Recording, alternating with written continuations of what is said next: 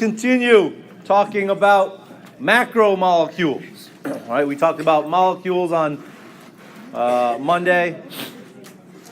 We're going to talk about macromolecules.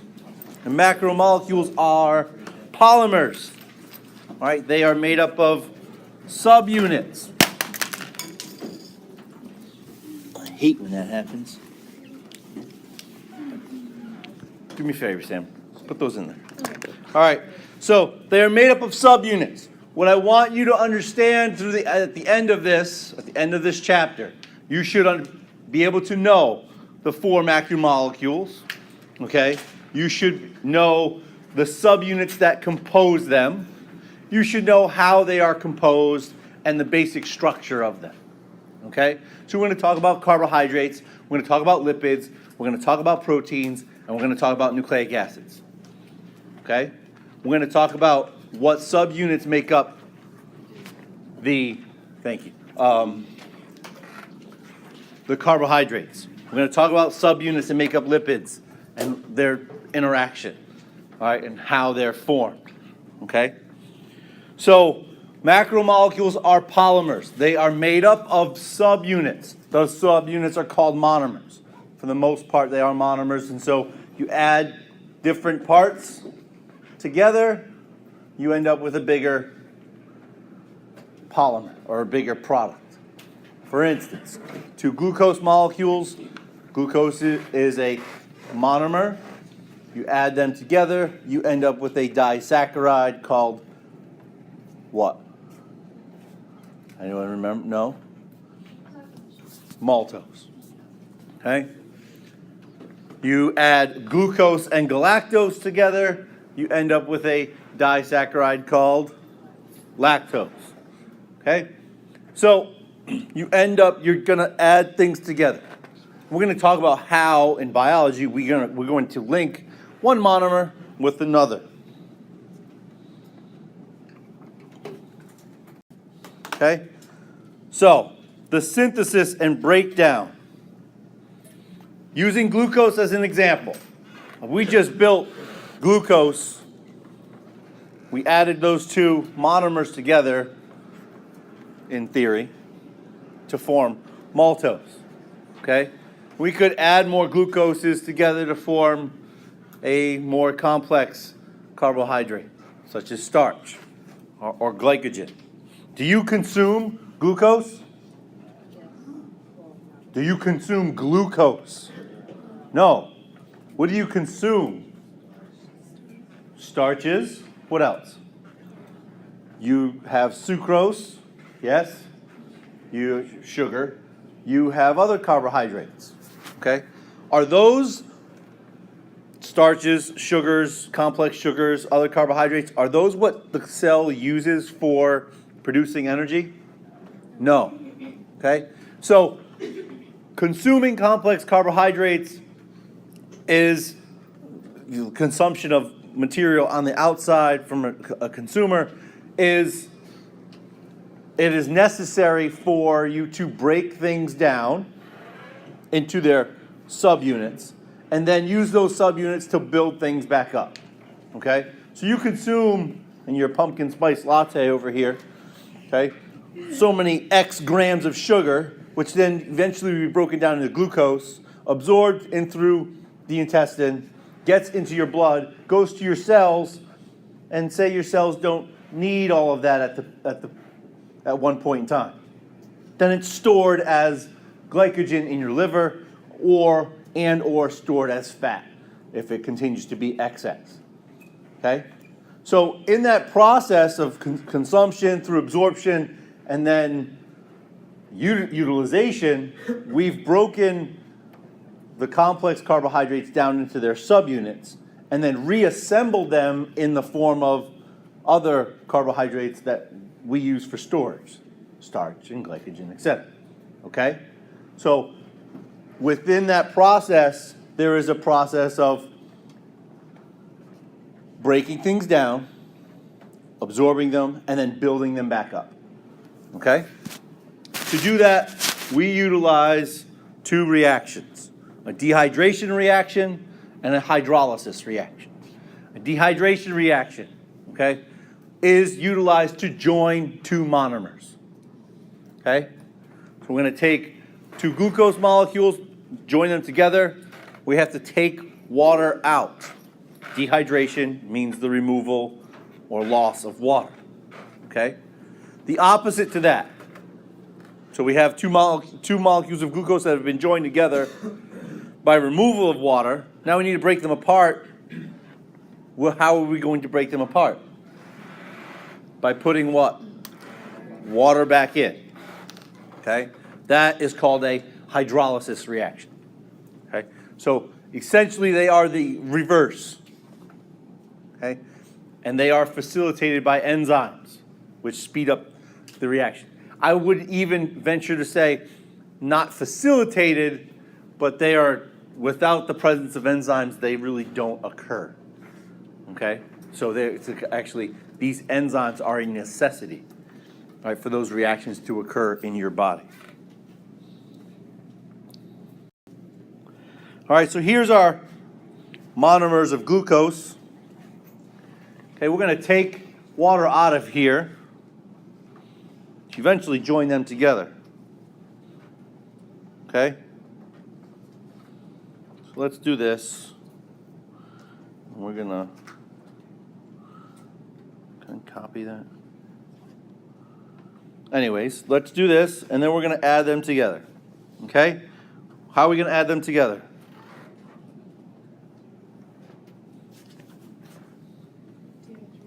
Dehydration synthesis. Would someone like to illustrate dehydration synthesis? Two monomers have to come. Where's the water going to come from?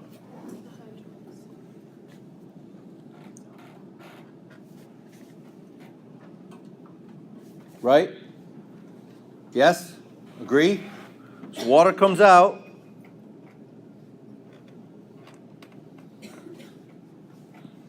And then we have our one subunit here. Okay, and our other subunit there. What's left over here? So here's one, here's subunit 1, subunit 2. How are we going to bond them together now?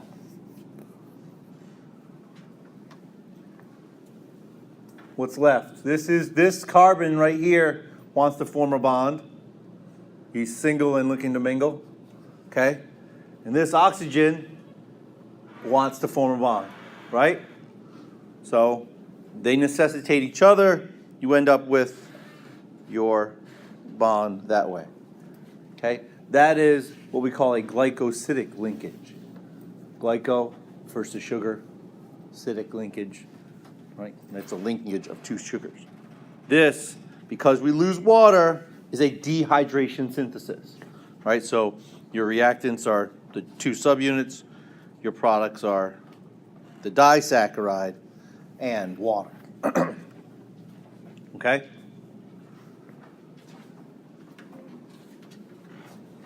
And essentially the reverse reaction would be water going in and then leading towards the two subunits separating apart. Okay? Again, that is facilitated and made possible by enzymes. Okay? Here's another example of it. So here's your short polymer. We're going to add another one to the end. Okay? We're going to take water out, and now we made a longer polymer. So not only are we joining two, but if we wanted to put another one at the end of that chain of 2 or 3, it would be just another dehydration synthesis reaction. Okay? So if I wanted to make a chain of glucose molecules for storage, such as what is glycogen, okay, a chain of glucose molecules, I just have to continue to do iterations or repeats, repetitions of dehydration synthesis to keep adding monomers to the end of that chain, right? If I want to take one off, hydrolysis reaction will break that bond and leave one off. All right, so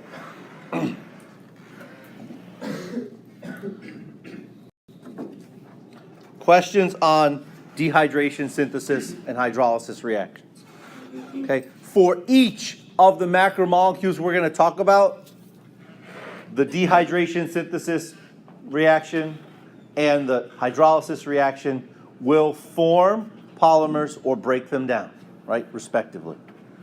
Okay? So no matter what we're talking about, if it's a nucleic acid, we have to have a dehydration reaction to add a monomer. Okay?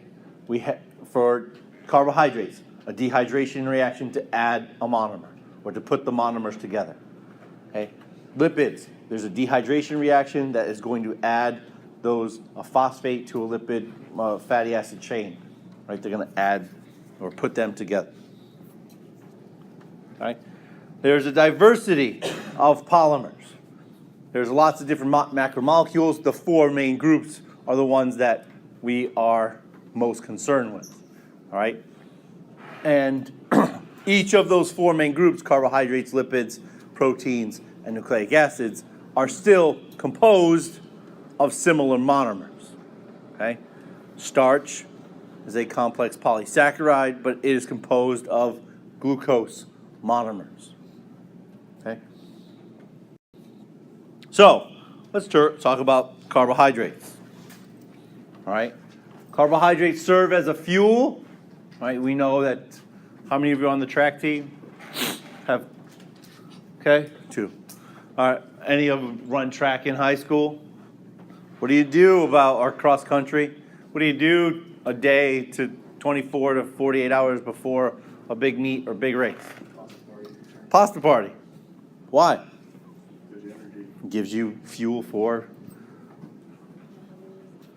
energy for races, explosive, right? Short-term fuel. Okay? This includes sugars, monosaccharides, and the polymers of sugars. Okay? The simplest carbohydrates are monosaccharides. Those include glucose, fructose, and galactose. Okay? Glucose, fructose, and galactose are monosaccharides.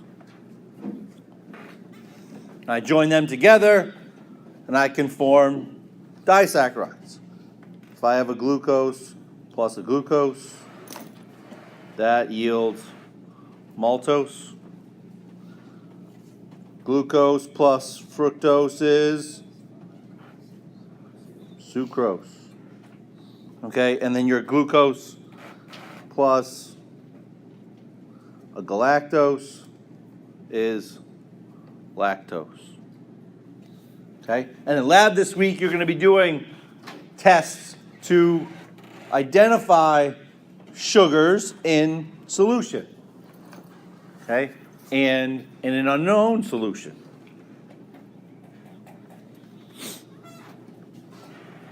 So we have monosaccharides, a couple disaccharides. We can continue to add polymers, add monomers of glucose to the polymer to form polysaccharides. Okay? So your monosaccharides have molecular formulas, right? They are CH2O, all right, that's the general ratio. Glucose, such as C6H12O6, is the most common monosaccharide. The other ones, galactose and fructose that I talked about, those are also C6H12O6. How does that work? How do we have a glucose, C6H12O6, and two other molecules that have the same molecular formula? How does that work? The structure. The chain of glucoses is a little different. Okay? So you have structure is different. Okay? So the monosaccharides are classified by the number of carbons in the carbon skeleton and the placement of the C double bond O. Okay? So if you have a molecule such as this,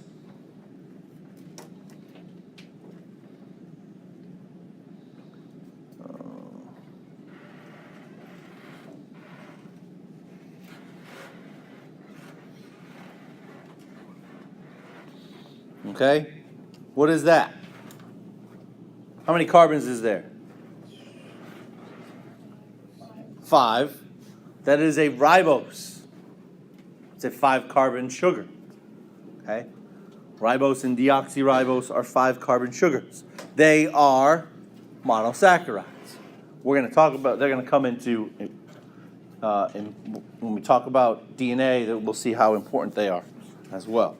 All right, so you have ribose and you have hexose is a 6-carbon sugar, glucose, etc.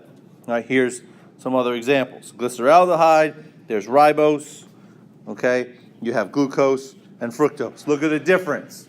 Glucoses, there's hexoses are 6-carbon sugars, all have the same molecular formula, C6H12O6, but where the C double bond O is different. Okay? Carbonyl group. Ribose and glyceraldehyde. Glyceraldehyde is also a 3-carbon sugar. Yes. Are we gonna have to like identify these like the exam like John or something? Or, like, No. Yes. So what makes glucose, galactose, and fructose, they're all different as the structure of the skeleton? Yes. Okay. So the structure of the molecule, structure of the skeleton makes them different. And then you end up with different properties based upon structure and function. Because everything can be put in different spots? Yes. Okay? So this is just talking about what they look like. We draw them as those linear structures, but a lot of times they end up looking like rings. So I will draw glucose that looks like this. Okay? And that's joined by an O to another glucose. And we also number the glucose molecules. We number the carbons on the glucose molecules as well. All right? So if this is 1, 2, 3, 4, right? And this would be 1, 2, 3, 4. Okay? So then you end up with a 1,4 glycosidic linkage that joins glucose molecules. Okay? And monosaccharides are your major fuel for cells. And which monosaccharide are we mainly concerned with as being the major fuel for cells? Glucose. Okay, so here's what it looks like. Right, there's your OH on the 5. Okay, it breaks up, then it forms this ring structure. So your linear and ring forms, and then the bottom left-hand corner, you'll see most often the abbreviated form is your the 6-carbon ring structure, and I won't even add all the OHs, whatever. I'll just use that as use the ring, the 6-carbon ring, as an example that we'll be looking at. Okay, so we talked about disaccharides. Dehydration synthesis is going to join those two monosaccharides, and that linkage, okay, the linkage between a monosaccharide, okay, so 1, 2, 3, 4, 0, 2, 1, 2, 3, 4, right, is a glycosidic linkage. Okay, so it goes between the two. The oxygen is actually between the two carbons that it's linked together. All right, a glycosidic linkage. So here's glucose and fructose. Where is that going to, how are we going to join them together? Dehydration synthesis. Which one? Does it matter which one? It does matter which one. So we'll just pull it off of this one. Okay? And we'll pull the OH off of this. And we'll pull hydrogen off of this. Okay? You end up with your glucose. Okay? Linked to a, oh, that looks awful. Okay? A fructose molecule, whereas the oxygen's coming off of here, right? And we're linked like that. It's still a glycosidic linkage because it's between, the linkage is through an oxygen between the two monomers. okay? Dehydration synthesis means water comes out, okay? Eventually you end up with your sucrose molecule. Questions on dehydration synthesis? We're good? Yes. So back on that last slide, Mm-hmm. like, does it matter where, like, as long as it forms water, like, does it matter? It where? will matter where it comes from. Yeah. I'm not gonna, you don't really need to know where it comes from. Okay. In other words, if you need to know where that specific glycosidic linkage is, I will let you know. Okay? It is important, okay? Because if we just join two glucose molecules by the same one every time, they'll always be the same, right? But we know that we could add glucose molecules in a different order. That changes them from glycogen, which we can digest, okay, to starch or to cellulose, which are they're still glucose molecules, but they're arranged a little differently because of where that dehydration synthesis happens. That difference in structure leads to a difference in function, okay? So it does matter, but you don't need to know specifically where it is right now. All right, thank you. Mm-hmm. So we have monosaccharides, disaccharides, and then we continue to add more monomers and form polysaccharides. Well, the polymers are sugar, and they have storage and structural roles. We're going to go through a couple of these. We're going to go through glycogen. We're going to go through starch. We're going to talk about cellulose. We're going to talk about chitin. We're going to talk about, yeah, that's it, right? The structure and function.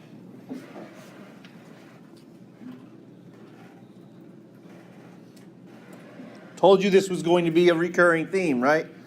Structure and function of a polysaccharide are determined by its sugar monomers and the positions of the glycosidic linkages. Okay? So, sucrose is glucose and fructose. It's different than galactose because it is made up of different monomers. Okay? So, some storage ones. Starch. It's found in plants, consists of entirely glucose monomers. Okay? So, you know what cornstarch looks like? Baby, it looks like you buy it as a white powder. Okay? It is digestible by humans. Okay? This is the storage molecule of plants.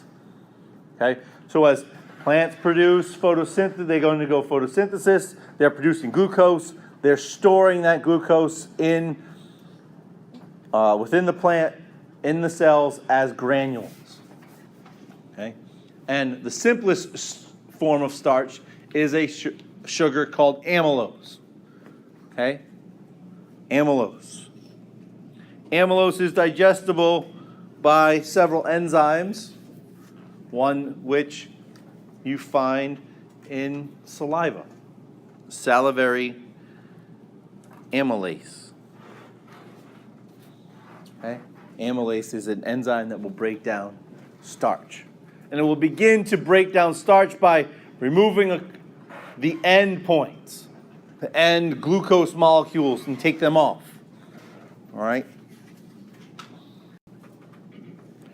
Glycogen is a storage polysaccharide in animals.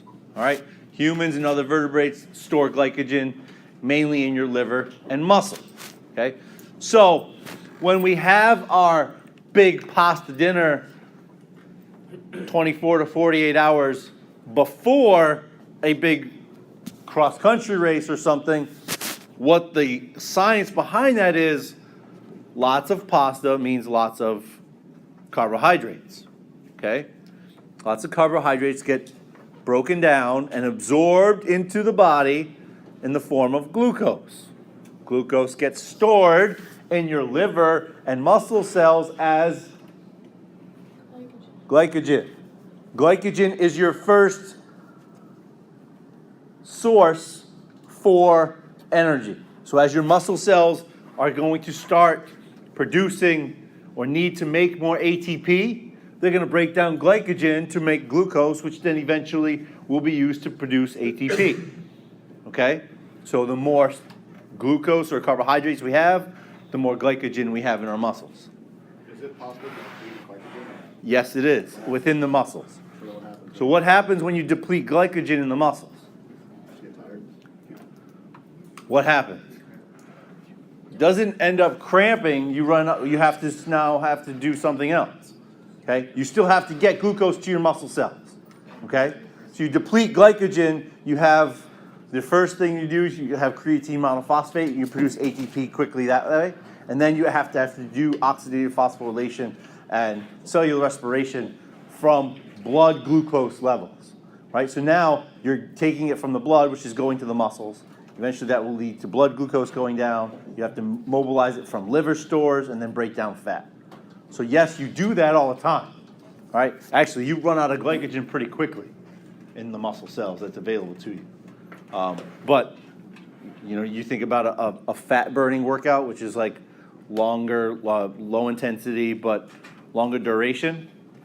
That is why you're going to try to move fat and break down fat, what we call glyconeogenolysis, breaking down glycogen in the liver to produce it and put it into the blood.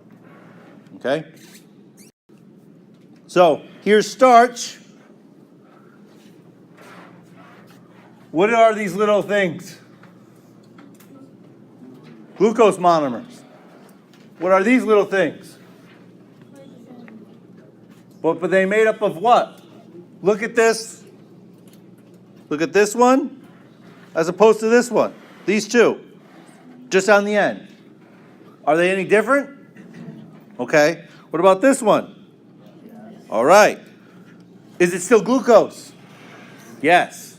Okay. Because this one and that one are the same, right? So this one right here that I have my pointer on is the same as this one. Yes? They are all glucose molecules.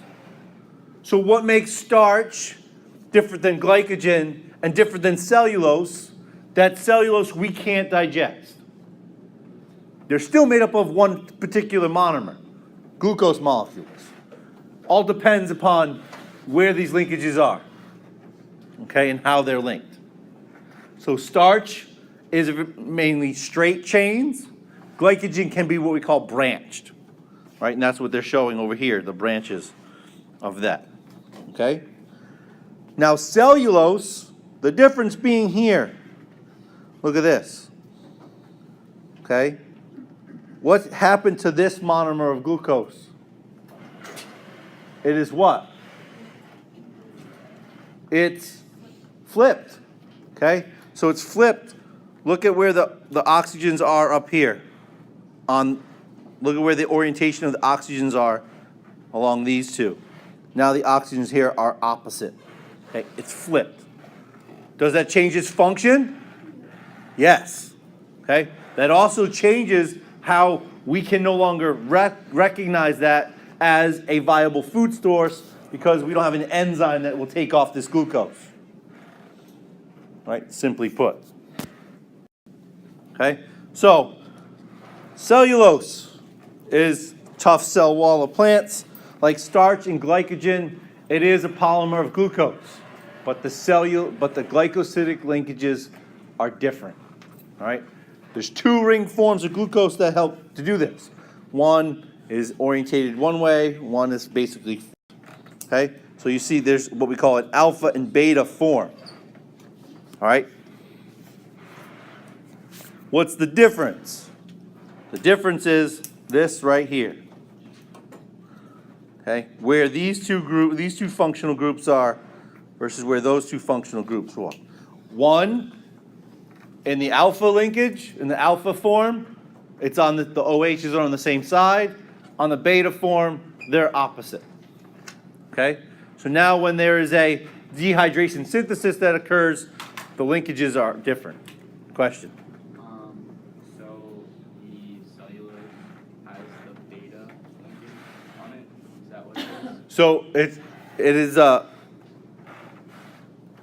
it's what we call, it's not a beta linkage, all right, but it is a different linkage. What it does is it ends up orientating the OHs so there's your alpha glucose monomers, all right, in starch. So we have it in starch here. Note where the hydroxides are, right? They're all lined up, okay? But in this case, in cellulose, they're on opposite ends, okay? And what that allows it to do is, because it's in strands, now those OHs can form hydrogen bonds with another set on top. So here you're gonna have an OH, another set comes on top. This OH is gonna form a hydrogen bond with that oxygen, and then they allowed it to stack together. Right, those hydrogen bonds are also important as well. Okay. What does this exemplify though? A difference in structure, and it leads to a difference in function. Okay? Much different function for cellulose as opposed to starch and glycogen, even though they are composed primarily solely of glucose. Okay? So in starch, the glucose monomers are arranged in the alpha conformation, right? Then, therefore, the structure, the starch and glycogen are largely helical, and that's what that diagram was trying to show. And that's why you see the different shades of green, because it's a helical structure. But in cellulose, it allows it to flatten out. The conformation is different based upon the structure of the bonds, and therefore your cellulose molecules are relatively straight and can form hydrogen bonds between strands. Okay. Your straight structures, all right, your hydrogen atoms on one strand form hydrogen bonds with OH groups on others, right, and they're held together this way called microfibrils, which allow for the building material of plants and cell walls.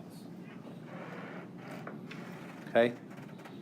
Questions on the difference between cellulose, glycogen, and starch?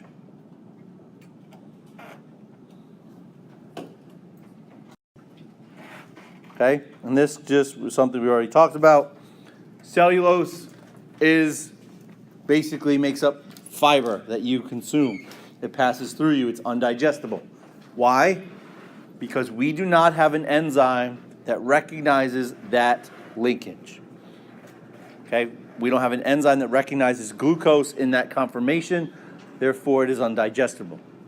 Herbivores, cows, termites, they have bacteria that reside in their stomach or in their gut that can recognize that linkage. They produce that enzyme, all right, and can break down glucose and mobilize it so that that's what they use for fuel, all right? They don't really have a fiber that's involved. All right, questions on that? Okay. Another polysaccharide, another structural polysaccharide is chitin. Chitin is found in the exoskeleton of arthropods. It is what you have to break through to yummy up some lobster. All right? The tough shells of crabs are made up of chitin. It may also used in some support for cell walls of some fungi, right? Some fungus species. Questions on polysaccharides? All right. Questions up till there? Yes, no, maybe? Clear as mud?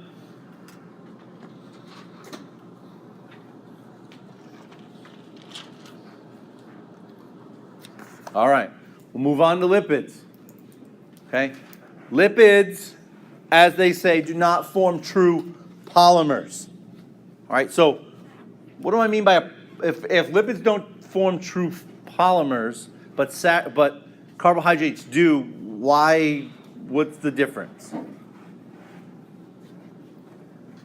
Like the bonds aren't as strong, so like Well, the bonds are going to be as strong. They're going to be whatever carbon, oxygen bonds are going to be covalent bonds. They will be as strong as whatever bonds there are between other. But what makes up a polymer? Talk about a polymer of a polysaccharide. Starch is made up of monomers of what? Of glucose, repeated, right?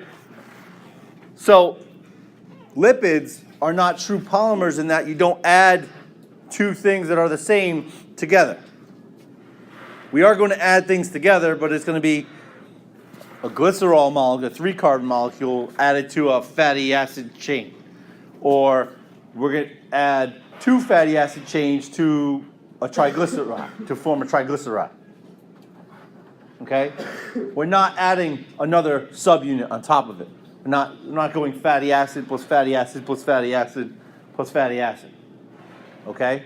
So it's not a true polymer, but it is what I like to call an oligomer. It's made up of different subunits. Okay? But it's not the same subunit like you had in what we talked about for glucose. All right? Unifying features that those lipids are hydrophobic. Right? They have little or no affinity for water. They do not like it. Right? Oil and water separate. The reason why? They consist mostly of non-polar covalent bonds. And water is what type of molecule? A polar molecule. So when it reacts with a non-polar substance, the positive and negative ends don't have anything to interact with, so they don't like it. Okay?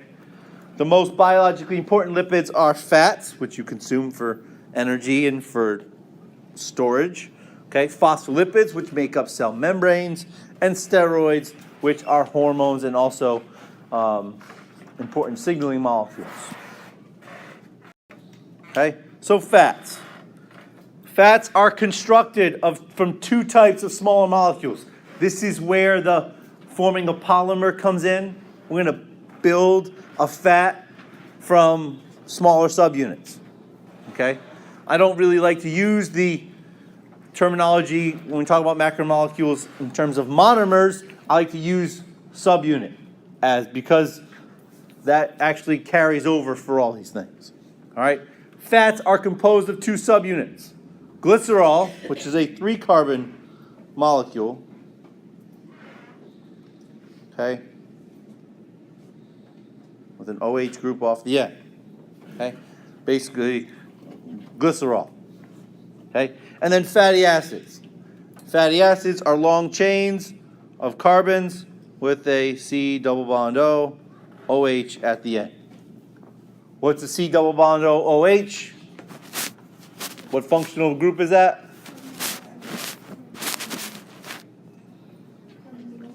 A carboxylic acid group or a carboxyl group.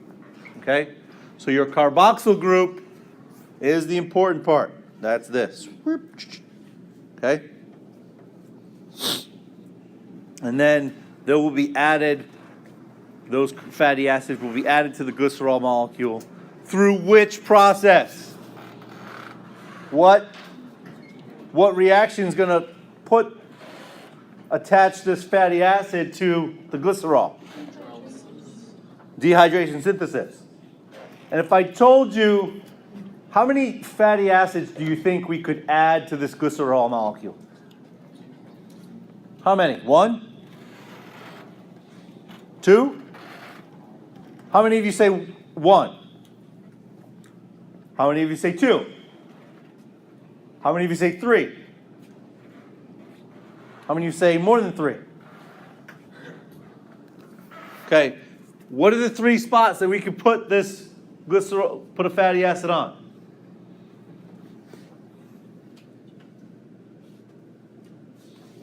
Okay, what's the prefix that you use in words that means 3? Tri. Tri, and then glycer. Does that sound like anything to you? Triglycerides. You've heard of that term before? Yes? Important for regulating, gives you an idea of fat in the diet. It's found, triglycerides are found in the blood. Okay? High triglycerides usually associated with cardiovascular disease.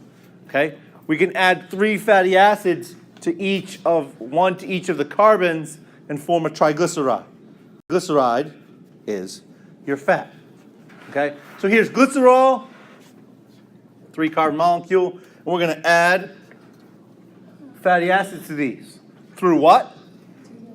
Dehydration synthesis.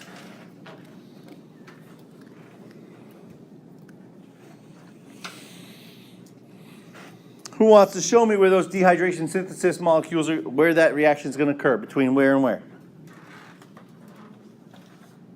Come on. Don't be shy. I'll call on someone.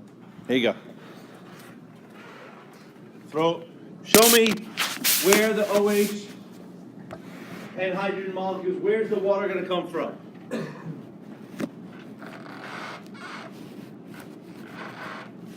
That's one. Okay? And they're going to each of them, right, one, the OH, going to lose the glycerol molecule off of, there you go. Okay? So you're going to end up leaving water out and then adding them together. Okay? How many dehydration reactions have to occur for this to occur? For you to produce a triglyceride? 3. Okay? Simple? Easy? Good. Here's a triglyceride at the bottom. What do you know about the carbons on each of these? What can you say about the carbons about each of within each of these fatty acid chains? They're all single bonds. Okay? What that means is that you cannot fit any more hydrogens on those carbons. Okay? That is a saturated fatty acid. It is saturated with hydrogen. Okay? Saturation means it's full. Can't put anything else in. Okay? But if I take a hydrogen off, these 2 hydrogens off, right? Carbon wants to make how many bonds? 4. If I take those hydrogens off, that carbon can form a double bond between the 2. Okay? Now, without those hydrogens, is it saturated? No. Because I could put 2 more hydrogens in there if I really wanted to. Okay? That is an unsaturated fat. So the presence of double bonds in the fatty acids distinguishes a saturated versus unsaturated fat. Okay? No double bonds, saturated fat. Presence of at least 1 or more double bonds, unsaturated fat. Okay, so we're going to go back. Okay? Fats separate from water because they are what? Hydrophobic, and that's related to the non-polar nature of those bonds. Okay? You have your ester linkage, creating your triacylglycerol or a triglyceride.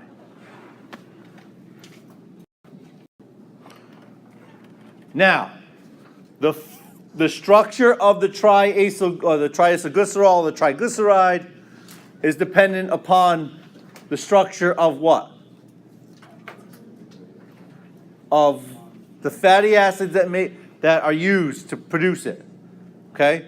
So if we have fatty acids, what do you know about fats? They come in what? What types? Saturated and unsaturated.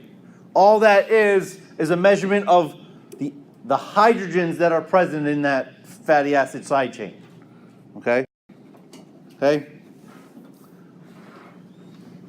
Most saturated fats are animal in origin. Okay? And they tend to be solid at room temperature, such as butter. Okay? Most unsaturated fats are plant in origin. Okay? And they are liquid at room temperature. The reason why this occurs is another part of the structure. When there's a double bond, that tends to give a bend in the fatty acid.